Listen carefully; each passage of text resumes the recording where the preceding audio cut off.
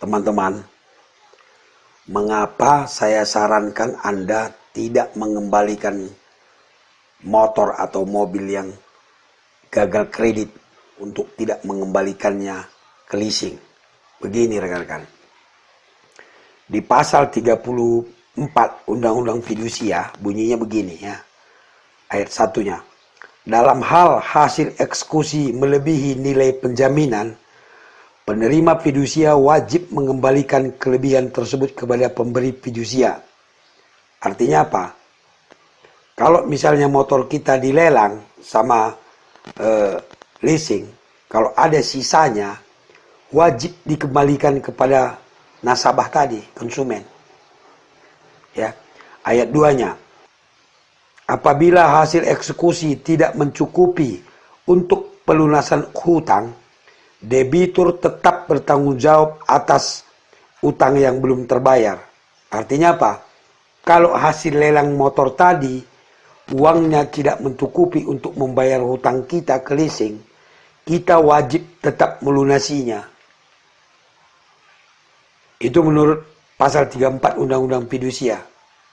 Jadi, kalau kita misalnya tidak sanggup membayar motor kita lagi, kita kembalikan itu motor ke leasing dengan harapan hutang kita lunas tentunya ya. Maka leasing akan menjual motor itu untuk membayar hutang kita, sisa hutang kita. Ya. Nah, kalau misalnya motor kita tadi dijual cukup untuk membayar hutang kita, maka selesailah permasalahannya. Tapi kalau motor kita tadi dijual uangnya tidak cukup membayar hutang kita atau sisa hutang kita di leasing, maka sisanya itu wajib kita tetap bayar. Ya. Contoh, kita beli motor harga 10 juta. Ya. Lalu kita leasingkan. Nah, karena kita leasingkan kan jadi ada bunganya. Jadi jumlah total hutang kita ke leasing menjadi 15 juta. Kalau 5 juta bunganya ya kan.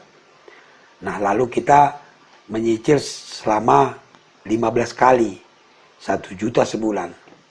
Nah, setelah berjalan 5 bulan, berarti kita sudah bayar 5 juta kan. Nah, sisa hutang kita kan 10 juta di leasing rekan-rekan. Nah, lalu kita nggak mampu bayar, kita kembalikan ke leasing. Leasing akan menjual motor itu. Misalnya motor itu laku 7 juta. Berarti kalau dibayarkan untuk hutang kita yang 10 juta tadi, berarti kan kita masih punya hutang 3 juta ke leasing rekan-rekan. Itu wajib kita kembalikan. Nah, ada leasing yang menagih tetap, ada yang membiarkannya. Namun meskipun leasing membiarkannya, kita akan tetap berhutang ke leasing itu.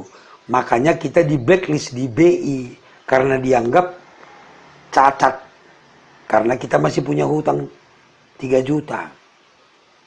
Itulah alasannya mengapa saya katakan jangan buru-buru dikembalikan ke leasing. Perhitungkan dulu. Kalau memang perhitungannya kita masih rugi ketika mengembalikan, lebih baik dioper kredit, atau lebih baik dibuat kredit baru, diulang dia kreditnya, dihitung lagi dengan perhitungan baru. Kita minta kepada leasing supaya perpanjang masa leasingnya, masa kreditnya, cicilannya dikurangi gitu. Itulah contohnya misalnya kalau kita mau cari jalan terbaik. Kalau kita kembalikan, ternyata hutang kita belum lunas, gitu dia. Jadi intinya rekan-rekan, leasing akan tetap memperhitungkan hutang kita meskipun kita kembalikan motornya atau mobilnya. Jadi sebelum dikembalikan, hitung-hitungan dulu kita. Apakah cukup membayar sisa hutang kita atau tidak. Kalau cukup ya nggak apa-apa dikembalikan. Tapi kalau tidak kan rugi kita nanti. Di blacklist di BI atau ada juga leasing yang tetap menagih.